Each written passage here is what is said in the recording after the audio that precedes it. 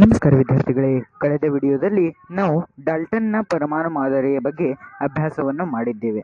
ಈಗ ನಾವು ಥಾಮ್ಸನ್ನ ಪರಮಾಣು ಮಾದರಿಯ ಬಗ್ಗೆ ಅಭ್ಯಾಸವನ್ನು ಮಾಡುವರಿದ್ದೇವೆ. ಅದರ ಮೊದಲು ಇಲ್ಲಿ ಮಾಡಿ ನೋಡ್ರಿ ಎಂದು ಹೇಳಿದ್ದಾರೆ. ನೋಡ್ರಿ, ಒಂದು ಗಟ್ಟಿಯಾದ ಒಂದು ಚೆಂಡನ್ನು ತೆಗೆದುಕೊಳ್ಳಿರಿ, ಹಾಗೆ ಅದರ ಜೊತೆಗೆ ಒಂದು ಬುಂದೆಯ ಲಡ್ಡುವನ್ನು ತೆಗೆದುಕೊಳ್ಳಿರಿ ಎಂದು ಹೇಳಿದ್ದಾರೆ. ಮತ್ತು ಎರಡನ್ನು ಕೈಯಿಂದ ಒತ್ತಿರಿ. ಯಾವಾಗ ನಾವು ಒಂದು ಗಟ್ಟಿಯಾದ ಚೆಂಡುವನ್ನು ಕೈಯಿಂದ ಒತ್ತುತ್ತೇವೋ ಅದು ನುಜುಗು ಆಗುವುದಿಲ್ಲ.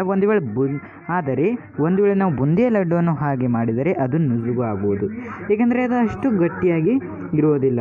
ಗಟ್ಟಿ ಚೆಂಡವನ್ನು ಈಗ ಎರಡನೇದು ಗಟ್ಟಿ ಚೆಂಡವನ್ನು ಹರಿದಾದ ಎಂದರೆ ಕೂರಾದ, ಇಲ್ಲವೇ ನಾವಿಲ್ಲಿ ಶಾರ್ಪ್ ಆದ ಚೂರಿ ಎಂದರೆ ಚಾಕುವಿಂದ ಕಾಳಜಿಪೂರ್ವಕವಾಗಿ ಕೊಯ್ಯಿರಿ ಎಂದು ಹೇಳಿದ್ದಾರೆ. ಆಗ ಏನು ಕಂಡುಬರುವುದು? ಆ ಗಟ್ಟಿ ಚೆಂಡುವಿನಲ್ಲಿಯೇ ಎಲ್ಲ ಭಾಗವು ಒಂದೇ ಸಮಾನವಾಗಿ ಇದೆ.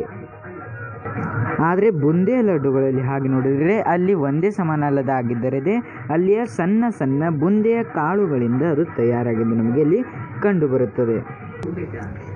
ಈ ಪ್ರಕಾರವಾಗಿ ನಮಗೆ ಅದರಲ್ಲಿ ಅಂತರಂಗದ ಸಂರಚನೆ ತಿಳಿದು ಬರುತ್ತದೆ. ಡಾಲ್ಟನನ್ನು ಇಲ್ಲಿ ಹಾಲ್ಟನನ್ನು ಆಗಿದೆ, ನೀವು ಇಲ್ಲಿ ಡಾಲ್ಟನ್ ಆಗಿ ಮಾಡಿರಿ. ಡಾಲ್ಟನನ್ನು ವರ್ಣಿಸಿದ ಪರಮಾಣು ಯಾವುದೊಂದು ಗಟ್ಟಿ ಇಲ್ಲಿ ಚೆಂಡಿನ ಪ್ರಕಾರವಾಗಿ ಇದೆ. ಡಾಲ್ಟನನ್ನು ಹೇಳಿದ ಪರಮಾಣು ಯಾವ ಮಾದರಿ ಇತ್ತು ಅದು ಡಾಲ್ಟನ್, ಅದು ಒಂದು ಗಟ್ಟಿಯಾದ ಚೆಂಡಿನ ಅಂತರಂಗದ ಹಾಗೆಯೇ ಇದೆ. ಮತ್ತು ಅದರಲ್ಲಿ ಒಳಗೆ ಅಂದರೆ ನೆಲೆಯ ಗಟ್ಟಿಯಾದ ಚೆಂಡಿನ ಪ್ರಕಾರ ಇದ್ದ ಪರಮಾಣುವಿನ ಒಳಗೆ ಎಲ್ಲೆಡೆಯೂ ಸಂರಚನೆ ಯಾವುದೇ ಸ್ಪಷ್ಟವಾಗಿಲ್ಲ ಮತ್ತು ಎಲ್ಲೆಡೆ ವಿತರಣೆ ಇದು ಸಮಾನವಾಗಿದೆ. ದ್ರವ್ಯರಾಶಿ ಎಲ್ಲ ಕಡೆ, ದ್ರವ್ಯರಾಶಿ ಅಂದರೆ ಅದರ ತೂಕದಲ್ಲಿಯ ವಿತರಣೆ ಎಲ್ಲ ಕಡೆ ಸಮಾನವಾಗಿದ್ದು ನಮಗೆ ಇಲ್ಲಿ ಡಾಲ್ಟನ್ನ ಪರಮಾಣು ಮಾದರಿಯಲ್ಲಿ ಕಂಡುಬರುತ್ತದೆ. ಆದರೆ ಜೆ ಥಾಮ್ಸನ್ರ ಪೂರ್ಣ ಹೆಸರು ಜೆ ಥಾಮ್ಸನ್ ಎಂಬ ಇವರು ವೈಜ್ಞಾನಿಕರು ಪರಮಾಣುವಿನ ಅಂತರಂಗದಲ್ಲಿ ಋಣಜಾಗೃತಿಯ ಕಣಗಳಿರುತ್ತವೆ ಎಂದು ಹೇಳಿದರು. ಋಣಜಾಗೃತಿಯ ಕಣಗಳೆಂದರೆ ಅವುಗಳಲ್ಲಿ ಋಣ ಜಾಗೃತಿ ಇರುತ್ತದೆ ಎಂದು ಅವರು ಹೇಳಿದ್ದಾರೆ. ಮತ್ತು ಅದರ ದ್ರವ್ಯರಾಶಿಯು ಹೈಡ್ರೋಜನ್ ಯಾವ ಪರಮಾಣುವಿದೆ, ಹೈಡ್ರೋಜನ್ ಪರಮಾಣುವಿಗಿಂತ 1800 ಪಟ್ಟು ಕಡಿಮೆ ಇರುವುದು ಎಂದು ಅವರು ಪ್ರಯೋಗದಿಂದ ಸಿದ್ಧ ಮಾಡಿ ತೋರಿಸಿದರು, ಜೆ ಥಾಮ್ಸನ್ ಇವರು. ಮತ್ತು ಈ ಋಣಜಾಗೃತಿಯ ಯಾವುದು ಕಣಗಳಿರುವ ಆ ಕಣಗಳು ಇದ್ದರೂ ಕೂಡ ನಮಗೆ ವಸ್ತುವು ತಟಸ್ಥವೇ ಎಂದು ಹೇಳೋದು. ಈಗ ನಿಮಗೆ ಯಾವುದೇ ಒಂದು ವಸ್ತುವನ್ನು ನೀವು ಕೈಲಿ ಹಿಡಿದರೆ ಅಲ್ಲಿ ನಿಮಗೆ ಕರೆಂಟ್ ಹತ್ತುವುದಿಲ್ಲ, ಏಕೆಂದರೆ ಅಲ್ಲಿ ಋಣಜಾಗೃತಿಯ ಮತ್ತು ಧನಜಾಗೃತಿ ಎರಡೂ ಇವೆ. ಇಲ್ಲಿ ಋಣಜಾಗೃತಿಯ ಬಗ್ಗೆ ಹೇಳಿದರೆ ಋಣಜಾಗೃತಿಗಳನ್ನು ಮುಂದೆ ಇಲೆಕ್ಟ್ರಾನ್ ಎಂದು ಹೆಸರನ್ನು ನೀಡಲಾಯಿತು.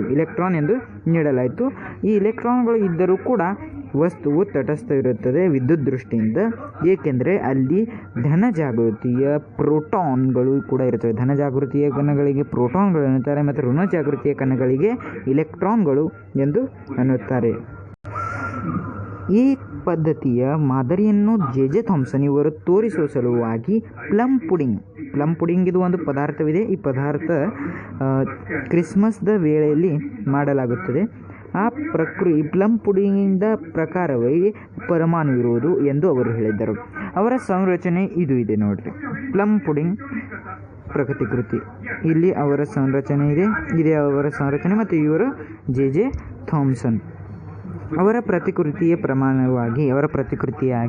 ಅವರು 1904ರಲ್ಲಿ ಪ್ಲಮ್ ಪುಡಿಂಗ್ ಪ್ರತಿಕೃತಿಯನ್ನು ಸ್ಪಷ್ಟಪಡಿಸಿದರು. ಮತ್ತು ಈ ಪ್ರತಿಕೃತಿಯಲ್ಲಿ ಎಲ್ಲ ಕಡೆ ನಿಮಗೆ ಗುಲಾಬಿ ಕಾಣಿಸುವುದು ಇದು ಧನಜಾಗೃತಿ ಇದೆ. ಮತ್ತು ಇಲ್ಲಿ ನಡುವಿನಲ್ಲಿ ಈ ಪ್ರಕಾರವಾಗಿ ಇದ್ದ ಈ ವಜಾ ಚಿಹ್ನೆ ಮಾಡಿದ ಋಣಜಾಗೃತಿಯ ಇಲೆಕ್ಟ್ರಾನ್ಗಳಿವೆ. ಇಲ್ಲಿ ಉಳಿದ ಸ್ಥಳದಲ್ಲಿ ಧನಜಾಗೃತಿಯ ಪ್ರೋಟಾನ್ಗಳಿವೆ.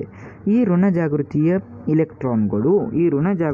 ಇಲೆಕ್ಟ್ರಾನ್ಗಳು ಒಂದೇ ಸ್ಥಳದಲ್ಲಿ ಇರುತ್ತವೆ, ಅವುಗಳು ಮೋಷನ್ದಲ್ಲಿ ಇರುವುದಿಲ್ಲ, ಅವುಗಳು ಚಲನೆಯಲ್ಲಿ ಮಾಡಲು ಬರುವುದಿಲ್ಲ ಎಂದು ಜೆ ಥಾಮ್ಸನ್ ಅವರು ಹೇಳಿದರು.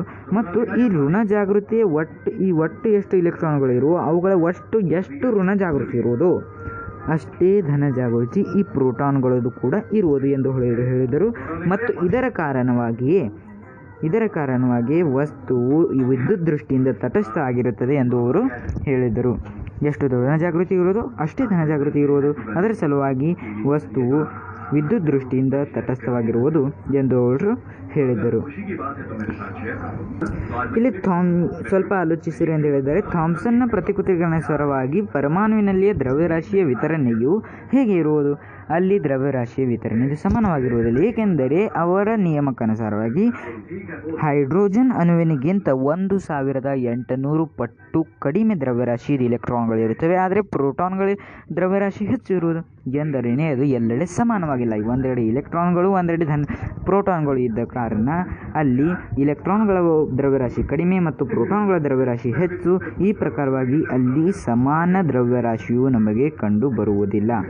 ಈ ಥಾಮ್ಸನ್ ಪ್ರತಿಕೃತಿಯಲ್ಲಿ ಎಲ್ಲ ಕಡೆ ಧನರಾಶಿ ಇದೆ ಮತ್ತು ನಡುವೆ ಯಾವುದೇ ಒಂದು ಸ್ಥಳಗಳಲ್ಲಿ ಅಲ್ಲಿ ಋಣ ಜಾಗೃತಿ ಇದೆ. ಈಗ ನಿಮಗಿದು ಗೊತ್ತಿದೆಯೇ? ಪ್ಲಮ್ ಪುಡಿಂಗ್, ನಾನು ಹೀಗೆ ನಿಮಗೆ ಹೇಳಿದ್ದೇನೆ. ಪ್ಲಮ್ ಪುಡಿಂಗ್ ಎಂದರೆ ಪ್ಲಮ್ ಕೇಕ್. ಪ್ಲಮ್ ಪುಡಿಂಗ್, ಇದನ್ನು ಪ್ಲಮ್ ಕೇಕ್ ಕೂಡ ಎನ್ನುತ್ತಾರೆ ಮತ್ತು ಇದೊಂದು ಸಿಹಿ ಪದಾರ್ಥವಿದೆ. ಇದನ್ನು ಕ್ರಿಸ್ಮಸ್ದ ಹಬ್ಬಕ್ಕಾಗಿ ಮಾಡಲಾಗುತ್ತದೆ. ಕ್ರಿಸ್ಮಸ್ದ ಹಬ್ಬದಲ್ಲಿ ಇದನ್ನು ತಯಾರಿಸಲಾಗುತ್ತದೆ ಮತ್ತು ಪಾಶ್ಚಾತ್ಯ ದೇಶಗಳೆಂದರೆ ಪಾಶ್ಚಿಮಾತ್ಯ ದೇಶಗಳಲ್ಲಿ, ಹೊರದೇಶಗಳಲ್ಲಿ, ವಿದೇಶಗಳಲ್ಲಿ ಪ್ಲಮ್ ಇದು ಒಂದು ಪದಾರ್ಥ. ಪ್ಲಮ್ ಪದಾರ್ಥದಲ್ಲಿ ಪ್ಲಮ್ ಹಣ್ಣಿನ ಒಣಗಿದ ತುಣುಕುಗಳನ್ನು ಹಾಕುತ್ತಾರೆ. ಈ ಪ್ಲಮ್ ಪುಡಿಂಗ್ದಲ್ಲಿ ಪ್ಲಮ್ ಎಂಬ ಒಂದು ಹಣ್ಣು ಇದೆ. ಆ ಪ್ಲಮ್ ಪುಡಿಂಗ್ದಲ್ಲಿ ಆ ಪ್ಲಮ್ ಹಣ್ಣಿನ ಕೆಲವೊಂದು ತುಣುಕುಗಳನ್ನು ಹಾಕುತ್ತಾರೆ. ಅದರ ಸಲುವಾಗಿ ಇದನ್ನು ಪ್ಲಮ್ ಪುಡಿಂಗ್ ಎಂದು ಅನ್ನುತ್ತಾರೆ. ಆದರೆ ಈ ಪ್ಲಮ್ ಪುಡಿಂಗನ್ನು ಹೀಗೆ ಹೆಚ್ಚಾಗಿ ಉಪಯೋಗಿಸಲಾಗುವುದಿಲ್ಲ ಮತ್ತು ಅದರ ಬದಲಾಗಿ ಈಗ ವನ ದ್ರಾಕ್ಷಿಗಳನ್ನು ಇಲ್ಲವೇ ಖಜೂರುಗಳನ್ನು ಅಲ್ಲಿ ಬಳಸಲಾಗುತ್ತದೆ. ಈ ಪ್ರಕಾರವಾಗಿ ನಾವು ಥಾಮ್ಸನ್ನ ಪರಮಾಣುವಿನ ಸಿದ್ಧಾಂತವನ್ನು ಮಾದರಿಯನ್ನು ನೋಡಿದ್ದೇವೆ. ಈಗ ಹೇಳಿರಿ ನೋಡೋಣ ಎಂದು ನೋಡಿರಿ. ಯಾವಾಗ ನಾವು ಒಂದು ಸ್ಟ್ರೈಕರ್ ಅಂದರೆ ಕ್ಯಾರಮ್ದಲ್ಲಿಯ ಸ್ಟ್ರೈಕರ್ ಇದನ್ನು ತೆಗೆದುಕೊಂಡು ಅದನ್ನು ಒಂದು ಇಲ್ಲವೇ ಬಿಲ್ಲೆಯ ಮೇಲೆ ಅಪ್ಪಳಿಸುತ್ತೇವೆ, ಗುರಿ ಇಟ್ಟು ಅಪ್ಪಳಿಸುತ್ತೇವೆ, ಆಗ ಸ್ಟ್ರೈಕರು ಯಾವ ದಿಶೆಯಲ್ಲಿ ಹೋಗುತ್ತದೆ ಎಂದು ಕೇಳಿದ್ದಾರೆ. ಒಂದು ವೇಳೆ ಆ ಬಿಲ್ಲೆಗೇನೆ ಅದು ಬಡಿದರೆ ಅದು ಅದರ ಮುಂದೆ ಹೋಗುವುದು ಇಲ್ಲವೇ ಮರಳಿ ಬರುವುದು. ಒಂದು ವೇಳೆ ಅಲ್ಲಿ ಬಿಲ್ಲೆಯ ಬದಲಾಗಿ ಅಲ್ಲಿ ಮುಂದೆ ಯಾವ ಕಟ್ಟಿಗೆ ಅಂತ ಬಾಗಿರೋ ಅದನ್ನು ಬಡಿದರೆ ಅದು ರಿಪೀಟ್ ಆಗಿ ನಮ್ಮ ದಿಶೆಯಲ್ಲಿಯೇ ಬರುವುದು. ಗುರಿ ಈಗ ಎರಡನೇ ನೋಡಿರಿ, ಗುರಿ ಸರಿಯಾಗಿ ಹತ್ತದಿದ್ದರೆ ಸ್ಟ್ರೈಕರ್ ಯಾವ ದಿಶೆ ಹೋದರೆ ಅದು ಪುನಃ ನಮ್ಮ ದಿಶೆಯಲ್ಲಿಯೇ ಬರುವುದು, ಪುನಃ ಅದರ ವಿರುದ್ಧ ದಿಶೆಯಲ್ಲಿ ಹೋಗುವುದು ಮತ್ತು ನೇರ ಮುಂದಕ್ಕೆ ಅಥವಾ ಬದಿಗೆ ಅಥವಾ ವಿರುದ್ಧ ದಿಶೆಗೆ. ಮೊದಲಾಗಿ ನೇರ ಮುಂದಕ್ಕೆ ಹೋಗುವುದು, ನಂತರ ಬದಿಗೆ ಹೋಗಿ ನಂತರ ಪುನಃ ಅದರ ವಿರುದ್ಧ ದಿಶೆಗೆ ಅದು ಹೋಗುವುದು. ಈಗ ರುದರ್ಫೋರ್ಡ್ನ ಪರಮಾಣುವಿನ ಕೇಂದ್ರಕದ ಪರಮಾಣು ಪ್ರಕೃತಿ, ಇದನ್ನು ನೀವು ಲಕ್ಷ್ಯಪೂರ್ವಕವಾಗಿ ನೋಡ್ರಿ. ಇದು ಅತ್ಯಂತ ಮಹತ್ವದಾದ ಒಂದು ಪರಮಾಣುವಿನ ಪ್ರತಿಕೃತಿ ಆಗಿದೆ. ಇವರ ಬಗ್ಗೆ ಒಂದು ವಿಶೇಷವಾಗಿ ಹೇಳಬೇಕಾದರೆ ಇವರು ರುದರ್ಫೋರ್ಡ್ ಇವರು ಜೆ ಥಾಮ್ಸನ್ನ ಶಿಷ್ಯವಾಗಿದ್ದರು, ವಿದ್ಯಾರ್ಥಿಯಾಗಿದ್ದರು. ಜೆ ಥಾಮ್ಸನ್ ಇವರ ಶಿಷ್ಯ ಅರ್ನೆಸ್ಟ್ ರುದರ್ಫೋರ್ಡ್ರ ಪೂರ್ಣ ಹೆಸರು ಅರ್ನೆಸ್ಟ್ ರುದರ್ಫೋರ್ಡ್. ಅವರು 1911ರಲ್ಲಿ ಮಾದರಿಯನ್ನು ಮಂಡಿಸಿದರು ಮತ್ತು ಈ ಜೆ ಥಾಮ್ಸನ್ ಅವರು 1904ರಲ್ಲಿ ಮತ್ತು ಈ ಡಾಲ್ಟನ್ ಅವರು 1803ರಲ್ಲಿ ಡಾಲ್ಟನ್, 1904ರಲ್ಲಿ ಜೆ ಥಾಮ್ಸನ್ ಮತ್ತು 1911ರಲ್ಲಿ ರುದರ್ಫೋರ್ಡ್ ಇವರು ಕೇಂದ್ರ ಪರಮಾಣುವಿನ ಪ್ರತಿಕೃತಿಯನ್ನು ಮಂಡಿಸಿದರು. ರುದರ್ಫೋರ್ಡ್ ಇವರು ಸ್ವತಃದ ವಿಚಾರಗಳು ಹೇಳದ ಬದಲಾಗಿ ಅವರು ಒಂದು ಪ್ರಯೋಗದಿಂದ ಪರಮಾಣುವಿನ ಮಾದರಿಯನ್ನು ಹುಡುಕಲು ಪ್ರಯತ್ನಿಸಿದರು. ರುದರ್ಫೋರ್ಡ್ ಅವರ ಸಲುವಾಗಿ ಏನು ಮಾಡಿದ್ದಾರೆ ನೋಡ್ರಿ. ರುದರ್ಫೋರ್ಡ್ ಇವರು ಒಂದು ಬಂಗಾರದ ಅತ್ಯಂತ ತೆಳುವಾದ ಪತ್ರವನ್ನು ತೆಗೆದು ಅದರ ದಿಪ್ಪ ಇತ್ತು 10⁻⁴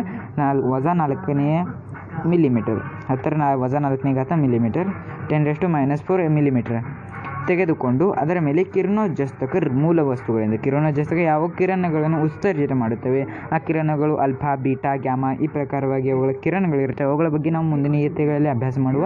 ಅವುಗಳ ಹೆಸರುಗಳನ್ನು ನೀವು ಕೇಳಿರಿ. ಅಲ್ಫಾ, ಬೀಟಾ, ಗ್ಯಾಮಾ ಇವುಗಳ ಹೆಸರುಗಳಾಗಿವೆ.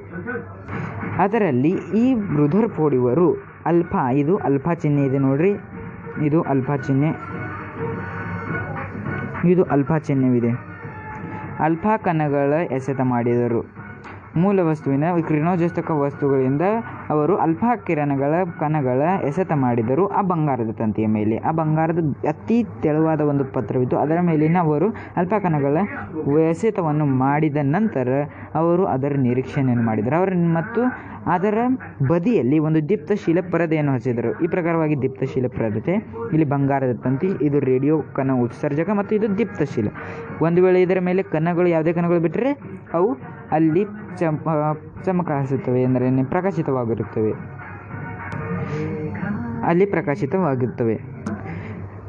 ಇವರು ಪ್ರಯೋಗದಿಂದ ಏನು ಅವರ ಅಪೇಕ್ಷೆ ಏನಿರುತ್ತೆ ಅಂದರೆ, ಒಂದು ವೇಳೆ ಎಲ್ಲ ಬದಿಯಲ್ಲಿ ಪ್ರೋಟಾನ್ಗಳಿದ್ದರೆ ಈ ಈ ಅಲ್ಫಾ ಕಣಗಳು ಏನಾಗುವು ಎಂದರೆ, ನೀವು ಪುನಃ ಮರಳಿ ಬರಬೇಕು, ಎಲ್ಲ ಕಡೆ ಪ್ರೋಟಾನ್ಗಳು ಇರ್ತವೆ, ಅದರ ಸಲುವಾಗಿ ಪುನಃ ಮರಳಿ ಬರಬೇಕು ಎಂಬ ಅವರ ಅಪೇಕ್ಷೆ ಇತ್ತು. ಆದರೆ ಅದರ ವಿರುದ್ಧ ಪ್ರಕಾರವಾಗಿ ಆಯಿತು. ಏನಾಯ್ತು ಅಂದರೆ, ಬಹುಸಂಖ್ಯೆ ಯಾವ ಅಲ್ಫಾ ಕಣಗಳಿದ್ದವು ಅವು ಮರಳಿ ಬರದೆ ಅಲ್ಲಿಯೇ ಛೇದಿಸಿ ಮುಂದೆ ಹೋದವು. ಇದರ ಅರ್ಥವೆಂದರೆ, ಅಲ್ಲಿ ಅವುಗಳಿಗೆ ಪ್ರೋಟಾನ್ಗಳು ನಡುವೆ ಬರಲಿಲ್ಲ ಮತ್ತು ಹಾಗೆಯೇ ಅವು ಮುಂದೆ ಹೋಗಿದವು. ಇದರ ಅರ್ಥವಿದೆ ಅಲ್ಲಿ ಪರಮಾಣುವಿನಲ್ಲಿ ಪ್ರೋಟಾನ್ಗಳು ಎಲ್ಲ ಬದಿಗೆ ಸಮಾನವಾಗಿ ಇಲ್ಲ. ಆದರೆ ಅವರಿಗೆ ಇದು ಕೂಡ ನಿರೀಕ್ಷಣೆಯಲ್ಲಿ ಕಂಡು ಬಂದಿತ್ತೆಂದರೆ, ಕೆಲವೊಂದು ಪರಮಾಣುಗಳು ಬಹಳಷ್ಟು ಕಡಿಮೆ ಕೆಲವೊಂದು ಅಲ್ಫಾ ಕಣಗಳು ಇವು ಮರಳಿ ತನ್ನ ಮೊದಲೇ ದಿಶೆಯಲ್ಲಿ ಬಂದವು. ಆ ಸಂಖ್ಯೆಯ ಕಡಿಮೆ ಬಂದ ಸಂಖ್ಯೆ ಎಂದರೆ 20,000 ಅಲ್ಫಾ ಕಣಗಳಲ್ಲಿ 20,000 ಅಲ್ಫಾ ಕಣಗಳಲ್ಲಿ ಕೇವಲ ಒಂದು ಅಲ್ಫಾ ಕಣವು ಮರಳಿ ವಿರುದ್ಧ ದಿಶೆಗಳಲ್ಲಿ ಬಂದಿತ್ತು. ಇದರಿಂದ ನಮಗೆ ಆ ಸಂಖ್ಯೆಯು ಕಂಡು ಬರಬಹುದು. ಆ ಸಂಖ್ಯೆ ಎಷ್ಟು ಇರೋದು ನಾವಿಲ್ಲಿ ಇಮ್ಯಾಜಿನ್ ಮಾಡಬಹುದು.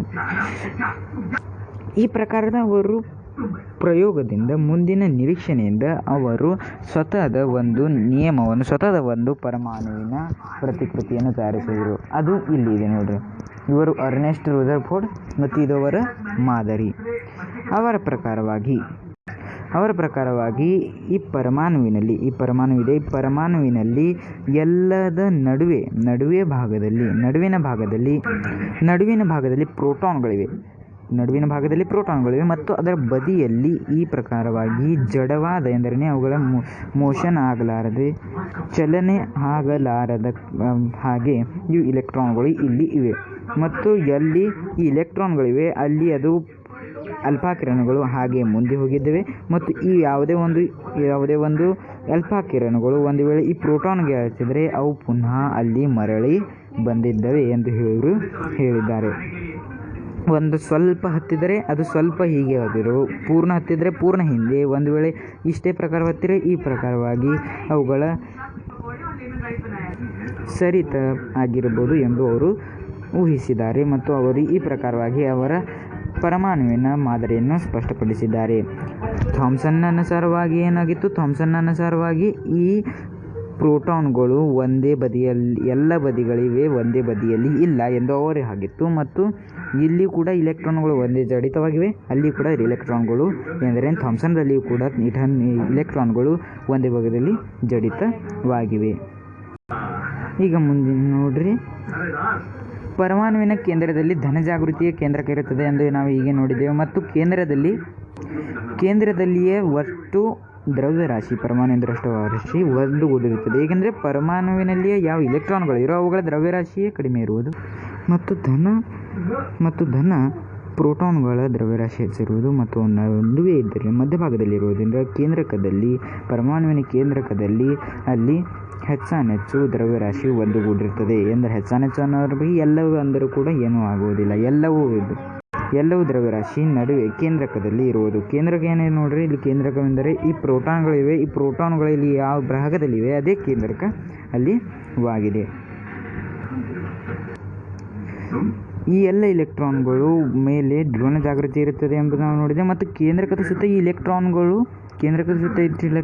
ಸುತ್ತುತ್ತಿರುತ್ತವೆ, ಭ್ರಮಣ ಮಾಡುತ್ತದೆ. ನಾನು ನಿಮಗೆ ಈಗಾಗಲೇ ಅವುಗಳು ಒಂದೇ ಸ್ಥಳದಲ್ಲಿ ಇರುವುದೇ ಹೇಳಿದ್ದೇವೆ. ಆದರೆ ಅವು ಒಂದರ ಸುತ್ತ ಅವು ಈ ಕೇಂದ್ರಕದ ಸುತ್ತಲೂ ಸುತ್ತುತ್ತಿರುತ್ತವೆ ಎಂದು ಇಲ್ಲಿ ಹೇಳಲಾಗಿದೆ. ಕೇಂದ್ರಕದ ಸುತ್ತ ಇಲ್ಲಿ ಸುತ್ತುತ್ತಿರುತ್ತವೆ ಎಂದು ಹೇಳಲಾಗಿದೆ ಇಲ್ಲಿ.